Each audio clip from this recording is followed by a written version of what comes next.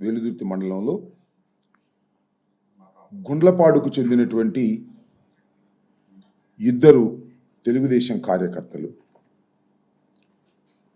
జవిశెట్టి వెంకటేశ్వర్లు, వారి సోదరుడు కోటేశ్వరరావు, ఈ ఇద్దరి కూడా తెలంగాణలో ఒక ఫంక్షన్కు వెళ్ళి వస్తుండగా మార్గ మధ్యంలో స్కార్పియోతో వారిని గుద్దించి అటాక్ చేసి మరణానికి కారణమయ్యారు. ఇది పల్నాడు ప్రాంతంలో, రాష్ట్రంలో ఒక్కసారిగా ఉలిక్కిపడేటటువంటి పరిస్థితికి ఈ దారుణ హత్య ఒక సంచలనాన్ని సృష్టించినటువంటి సంఘటన. దీని మీద వెంటనే పోలీసు వారు వెళ్ళడం, దాన్ని ఇన్వెస్టిగేషన్ ప్రక్రియలో ఆ స్పాట్కి సాక్షాత్తు ఎస్పీ గారు వెళ్ళారు. వెళ్ళి ఎస్పీ గారు అక్కడ ప్రెస్లో కూడా మాట్లాడారు. మాట్లాడినప్పుడు ఆయన చెప్పిన మాటలు మీ అందరూ వినే ఉంటారు, వినకపోతే వినవలసిందిగా కూడా నేను ఈ సందర్భంగా చెప్పదలుచుకున్నాను. ఆయన ఏమన్నాయంటే, ఇద్దరు చనిపోయారు, జవిశెట్టి వెంకటేశ్వర్లు అదేవిధంగా కోటేశ్వరరావు. చంపిన వాళ్ళు కూడా తెలుగుదేశం పార్టీ వారే, చచ్చిన వారు తెలుగుదేశం పార్టీ వారే, చంపిన వారు తెలుగుదేశం పార్టీ వారే.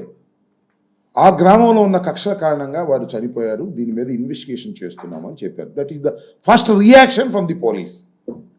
అంతేకాదు, తెలుగుదేశానికి సంబంధించినటువంటి పత్రికలుగా పేరుగాంచినటువంటివి ఆంధ్రజ్యోతి, ఈనాడు, నేను ప్రత్యేకంగా మీకు చెప్పాల్సిన అవసరం లేదు, రాష్ట్ర ప్రజలకు కూడా చెప్పాల్సిన అవసరం లేదు.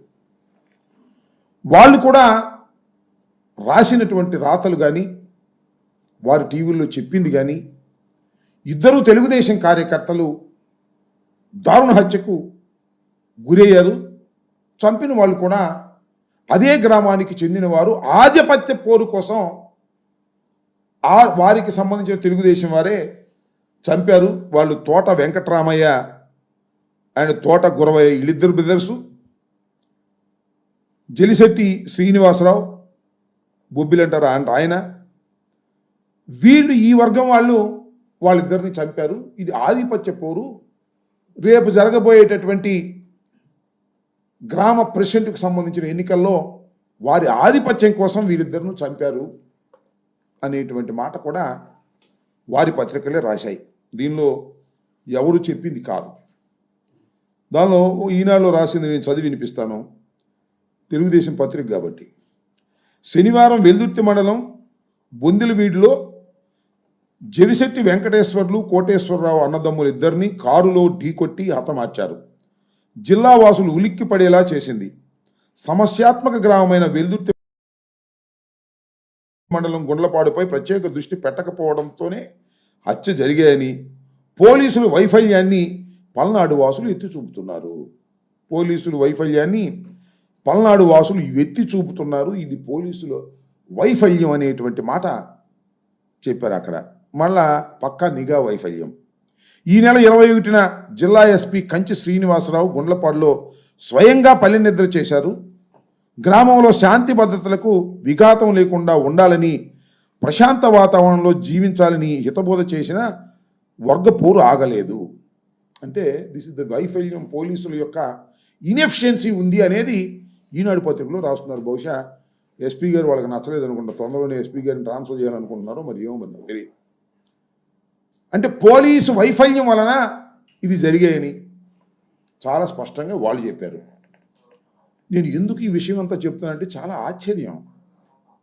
ఇరు వర్గాలు తెలుగుదేశానికి సంబంధించినవే, ఎప్పుడు వైసీపీకి సంబంధించిన వారు కాదు.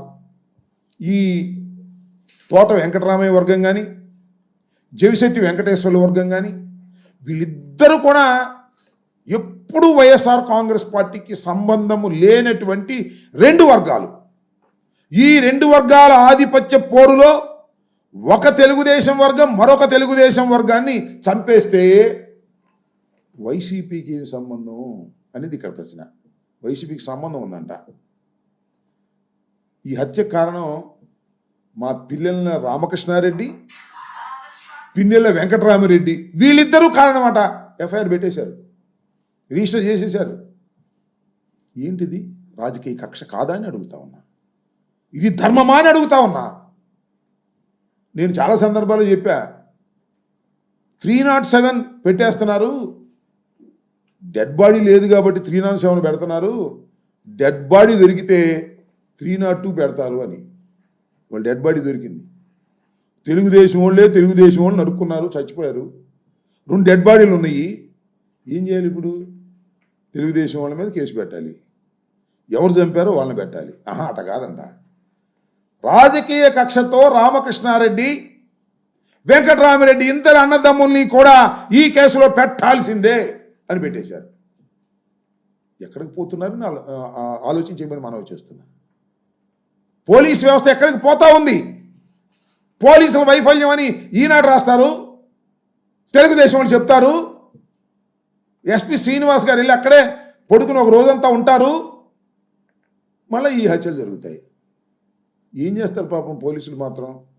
లా అండ్ ఆర్డర్ మెయింటైన్ చేయండి అయ్యా, గ్రామాల్లో కక్షలు కార్పణ్యాలు లేకోకుండా చూడండి. ఎవడైనా కక్షలు కార్పణ్యాలు ఉంటే వాళ్ళని తీసుకొచ్చి బైండ్ ఓవర్ చేయండి. బైండ్ ఓవర్ తీసుకొచ్చి వాళ్ళని పోలీస్ స్టేషన్లో కూర్చోబెట్టి కాస్త కౌన్సిలింగ్ చేయండి. అంటే కౌన్సిలింగ్ అంటే వేరే కాదు, చెప్పండి అని చెప్పటలా. ఇప్పుడు లోకేష్ గారు, హోంమంత్రి గారు, చంద్రబాబు నాయుడు గారు ఏం చెబుతున్నారంటే, ఏదైనా కేసు దొరికితే జగన్మోహన్ రెడ్డి గారు మనుషులు పెట్టేయండి, వైసీపీ కార్యకర్తలను పెట్టేయండి. అంతేకాదు, అవసరమైతే కంప్లైంట్ తీసుకుని ఆ వైసీపీ కార్యకర్త ఎవరైనా మరీ విపరీతంగా మాట్లాడుతూ ఉంటే వాడిని తీసుకొచ్చి ఉల్లు ఓనం చేసేయండి, కొట్టేయండి. అంతే, కొట్టేసి కోర్టులో ప్రొడ్యూస్ చేయండి. నేను చూశాం కదా హరికృష్ణ అనే అతన్ని గురజాల కోర్టులో ప్రొడ్యూస్ చేసే ముందు ఇష్టం వచ్చినట్టు కొట్టారు, కాళ్ళు చేతులు వాసిపోయినాయి. మ్యాజిస్ట్రేట్ గారి ముందుకెళ్ళి చెప్పాడు, తర్వాత గుంటూరు జీజీహెచ్కి రిఫర్ చేశారు. సరే, డాక్టర్లను కూడా మేనేజ్ చేసే కార్యక్రమం చేస్తున్నారు పోలీసు వాళ్ళు, అది వేరే విషయం. పోలీసు వాళ్ళ పని ఏమిటంటే వైసీపీ కార్యకర్తల్ని కొట్టడం, వారి మీద కేసులు పెట్టడం, దానిలో ఉక్కిరి బిక్కిరి అవ్వడం తప్ప రెండో పని లేదు. ఇంకా లాండాడు ఎక్కడ కాపాడతాడు? ఎస్పీ గారును వీళ్ళను. ఇంకో పార్సు చెప్తా, డిఎస్పీ ఉన్నాడు అక్కడ పాపం, ఇప్పుడు లేడు. ఆయన పేరు జగదీష్ అట. ఫస్ట్ రిక్రూట్మెంట్ పాపం, ఫ్రెష్గా వచ్చాడు. ఇంకా పోలీసు లక్షణాలు అలవాటు పడలా. అంటే వీళ్ళు నమస్కారాలు పెట్టడం, పోస్టింగ్ల కోసం వాళ్ళ చుట్టూ వేల్చడం తిరగడం అలవాటు కదా. ఫస్ట్ పోస్టింగ్ వచ్చాడు. చంద్రబాబు నాయుడు గారు, హోంమంత్రి గారు, లోకేష్ గారు ఎవరి మీద ఒక తప్పుడు కేసు పెట్టమన్నారు, నేను పెట్టనన్నాడు. సరే, మేం చేస్తే పెట్టవా, తీసాయి అన్నారు. ట్రాన్స్ఫర్ వెళ్ళిపోయాడు. 2 నెలలు అయింది, ఇంకా పోస్టింగ్ లేదు అక్కడ, ఖాళీ ఎంటీ ఖాళీగా ఉంది డిఎస్పీ పోస్టు. ఎవరున్నారు పక్కన? సత్యనపల్లిలో ఉన్నాడు ఒక ఆయన, ఏం చెప్తే చేస్తాడు. ఇవాళ రామకృష్ణారెడ్డిని కేసులో పెట్టమంటే పెడతాడు, లేకపోతే నన్ను పెట్టమంటే పెడతాడు, అది ఈ సాక్షి ఆయన ఉంటే ఆయన పెట్టమంటే పెడతాడు, ఎవరిని పెట్టమంటే ఆయన పెడతాడు. ఆయనకి ఇన్ఛార్జ్ ఇచ్చారు. ఏమిటండి, ఎక్కడికి పోతున్నారు ఇవాళ? నేను అడుగుతా ఉన్నా పోలీస్ వ్యవస్థని.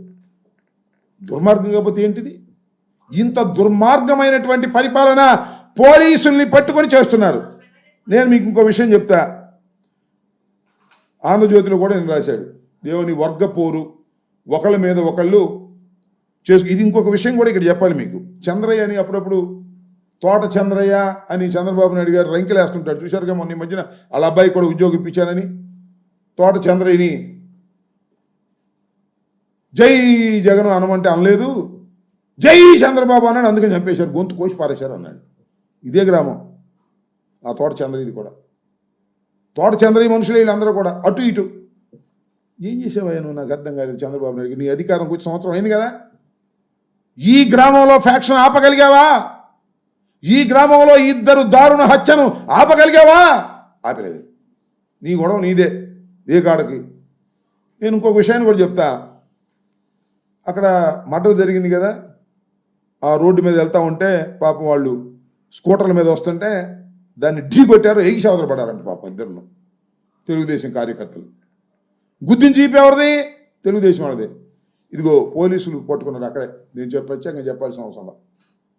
పోలీసులు వెళ్ళి స్పాట్లో చూశారు. దాని మీద ఏముందో చూసారా? జేబీఆర్. జేబీఆర్ అంటే ఏంటనుకున్నారు? పిన్నెల రామకృష్ణారెడ్డి అంట, జోలకంటి బ్రహ్మారెడ్డి కాదంట. జేబీఆర్ అంటే జోలకంటి బ్రహ్మారెడ్డి కాదట. జేబీఆర్ అంటే పిన్నెల రామకృష్ణారెడ్డి అంట. పోలీసులు చెప్తున్నారు. ఏమయ్యా జేబీఆర్ అని? మరి ముందేమో ఉందేమో జేఈ చంద్రబాబు నాయుడు, నేను చూడలేదు కానీ ఇది పత్రికల్లో వచ్చింది, వాట్సాప్లో వచ్చింది.